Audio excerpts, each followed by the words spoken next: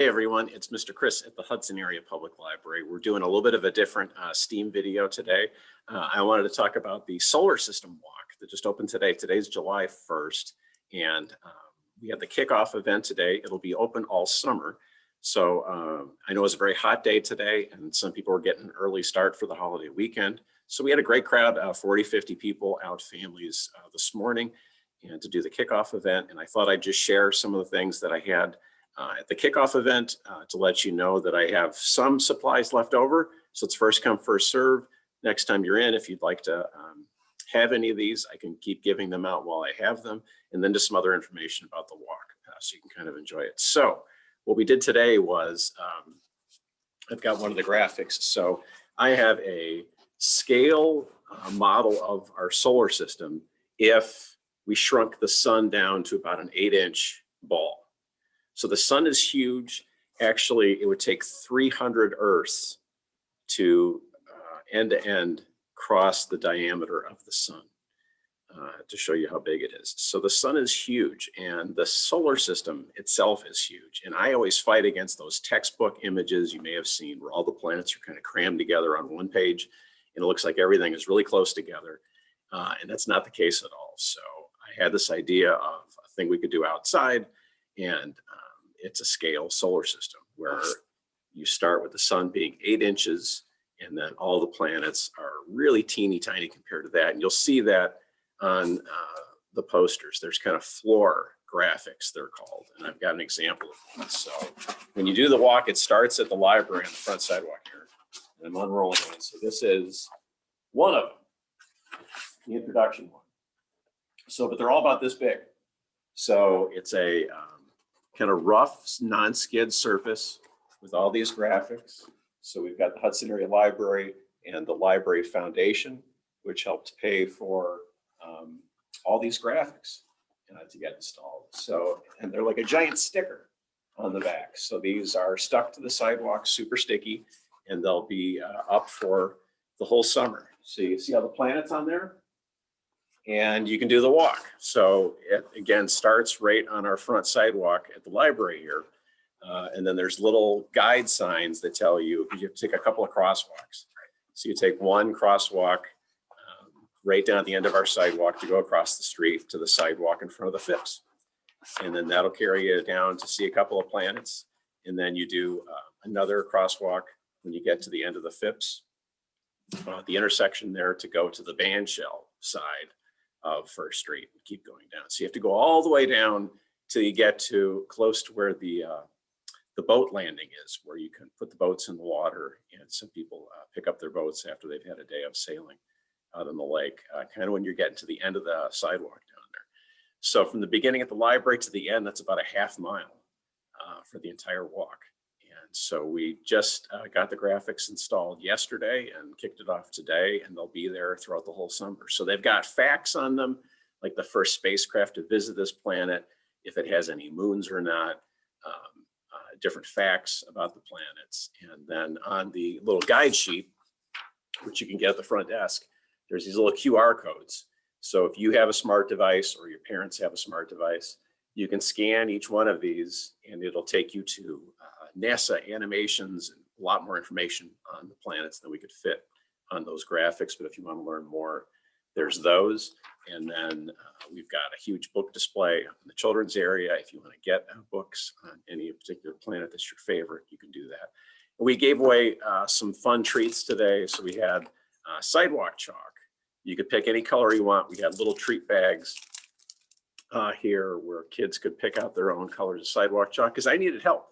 I've got all the planets out there, but there's asteroids and comets and other stars and spacecraft that are exploring.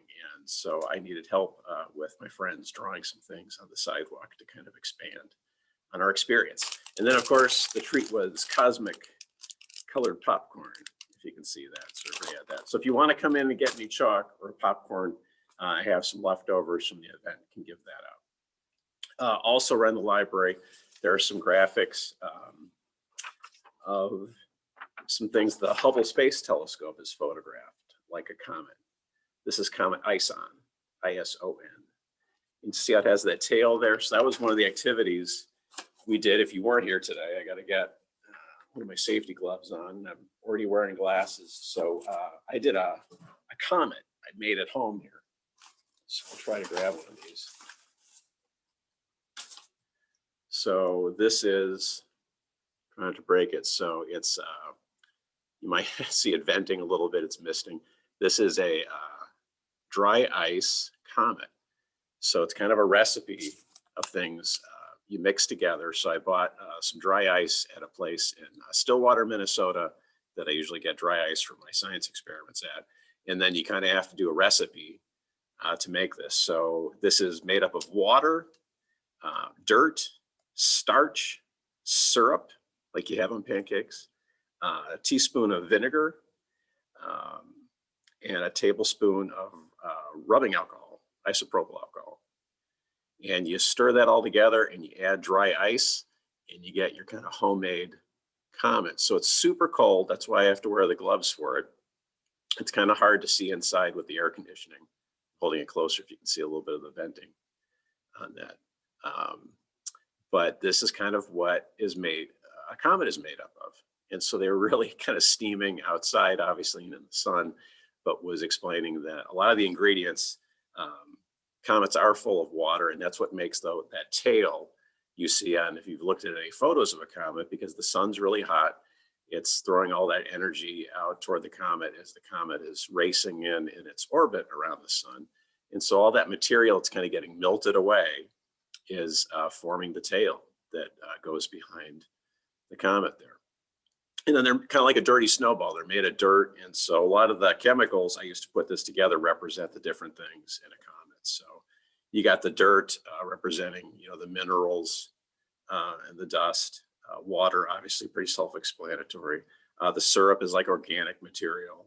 The vinegar represents like amino acids that you'd find in a comet. And so that was kind of our fun activity for today. And they were sitting outside and venting, doing that. So, and you're probably used to seeing, I'll put it in this glass of water so you'll see it smoke a little bit more when it gets in there, but it's primarily a lot of that, dirt materials. You might see it bubbling a little bit. And here's it kind of breaks apart for it. But that was our kind of comet activity that we did. And then we had different things that you could see at the station. So I've got some 3D printed, see them there. So these show the irregular shapes because I have several different homemade comets I pulled out. They're all kind of different shapes and sizes. And so you can kind of see the dips. These are modeled after real objects in our solar system. And this one here is called Ekoroth. And New Horizons spacecraft flew out and visited this past Pluto. And if you get a look at that, kind of looks like a snowman, a lot thinner than a snowman, but that's a 3D model of Ekoroth. And this is a real picture of that same object that New Horizons took a picture of out past Pluto. So we had things on that where you could kind of compare and contrast things. I had a real iron nickel meteorite that was recovered in Argentina. So it's got a magnifier in the top so all the kids could kind of get a closer look at a meteorite that's been out in space and landed on the surface of the Earth and doing that. So those are some of the activities and the things we did. And I just want to share that with all of you. And the solar system walk again will be open all summer, so you can enjoy it and get some facts. And we have a little extra competition going on.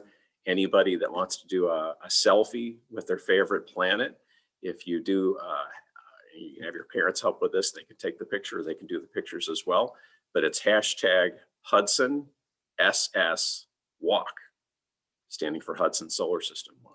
If you post on social media with that hashtag, there's a chance you could win some prizes too. I've got some solar system trading cards and stickers, and some more of the sun globes and things like that. So if we see your post, we may tell you that you won something that you can pick up at the library.